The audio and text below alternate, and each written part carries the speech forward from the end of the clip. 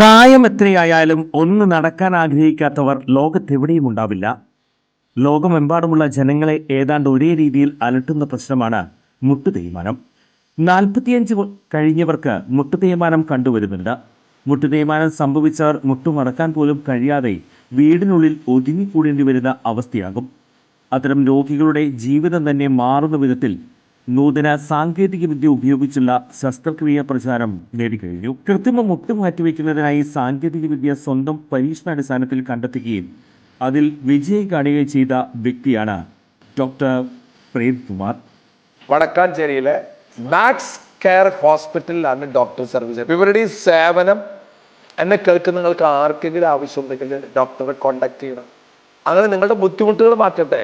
ഞാൻ എൻ്റെ ജീവിതത്തിൽ എത്രയും ചിന്തിക്കാറുള്ളൂ, ഞാൻ കാരണം ഒരു മനുഷ്യന്റെ ബുദ്ധിമുട്ടുകൾ മാറ്റാൻ പറ്റിയാൽ, എല്ലാ ബുദ്ധിമുട്ടും അവരുടെ മാറ്റാൻ നമുക്ക് പറ്റില്ല, ഒരു ബുദ്ധിമുട്ടെങ്കിലും മാറ്റാൻ രണ്ടെണ്ണം മാറ്റല്ലേ, രണ്ട് ബുദ്ധിമുട്ട് മാറ്റാം കേട്ടാ. കാലിന്റെ മുട്ടിന്റെ ബുദ്ധിമുട്ട് അത് നമ്മൾ മാറ്റി തരും. ചുരുക്കി പറഞ്ഞാൽ ഈ വടക്കാഞ്ചേരിക്കാരൻ ഡോക്ടർ പ്രേംകുമാറിന് മുന്നിൽ മുട്ടുമടക്കാത്തവർ ആരും ഉണ്ടാകില്ല.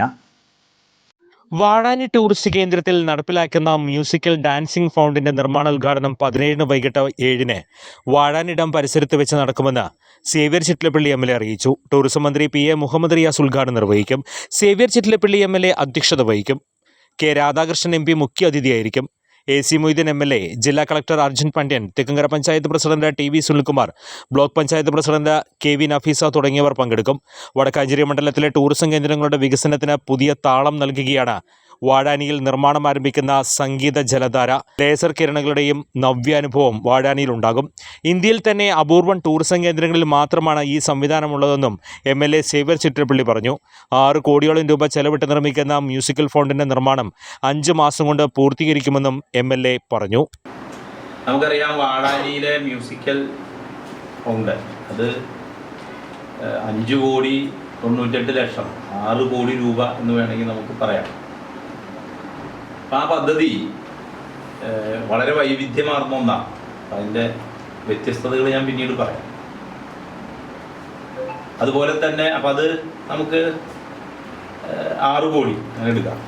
വാഴാനിയിൽ തന്നെ നമ്മൾ കുട്ടികളുടെ പാർക്ക് നവീകരിച്ചു, 40 ലക്ഷം രൂപ. തൂക്കുപാലം നമ്മൾ ഒരു 5 ലക്ഷം രൂപയ്ക്കകത്ത് ഉപയോഗിക്കുന്നു. വാഴാനിയിൽ നേരത്തെ നമ്മുടെ MLA ആയിരുന്ന ശ്രീ AC മൊയ്തീൻ, അദ്ദേഹം തന്നെ തുടങ്ങി വെച്ച cultural convention centre, library come cultural centre, അത് ഇറിഗേഷൻ വകുപ്പിനെ കൊണ്ട് പ്രവർത്തനക്ഷമമാക്കിക്കാൻ നമുക്ക് ഈ ഘട്ടത്തിൽ കഴിയും. കുറേ കാലമായി കൂട്ടിക്കെടുക്കുക. നേരത്തെ മന്ത്രിയായിരുന്ന ബഹുമാനപ്പെട്ട CM ബാലകൃഷ്ണൻ പണം നീക്കി വെച്ചിട്ടു ഇറിഗേഷൻ്റെ അനുമതി ലഭിക്കാതിരുന്ന ഒരു പദ്ധതിയാണ് വാഴാനി കൺവെൻഷൻ സെൻറ്റർ. നിരന്തരമായി ഇറിഗേഷൻ ഡിപ്പാർട്ട്മെൻറ്റുമായിട്ടുള്ള ഡിസ്കഷൻ്റെയും ചർച്ചയുടെയും ഭാഗമായിട്ടാണ് നമുക്കതിന് അനുമതി ലഭിച്ചു.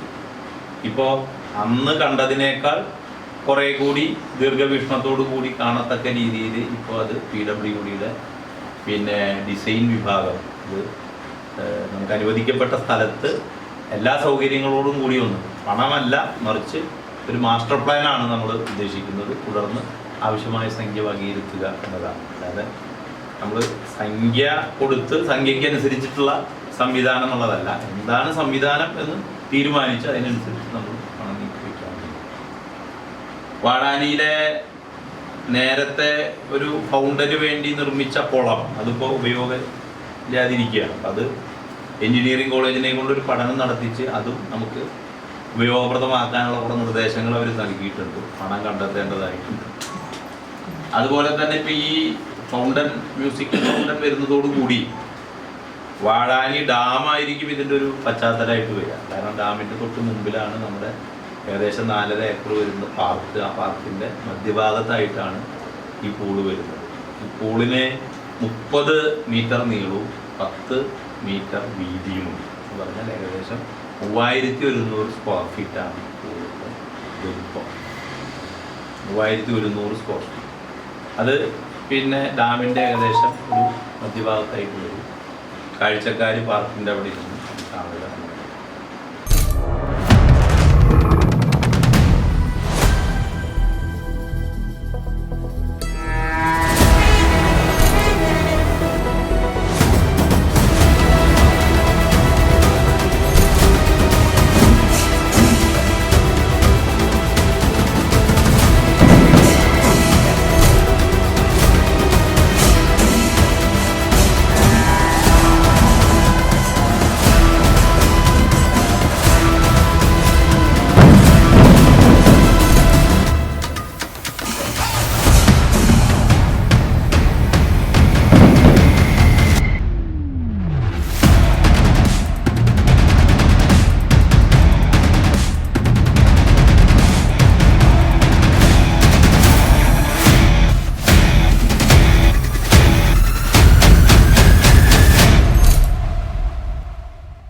വാർത്തകൾക്ക് ഞങ്ങളുടെ ചാനൽ സബ്സ്ക്രൈബ് ചെയ്യുക.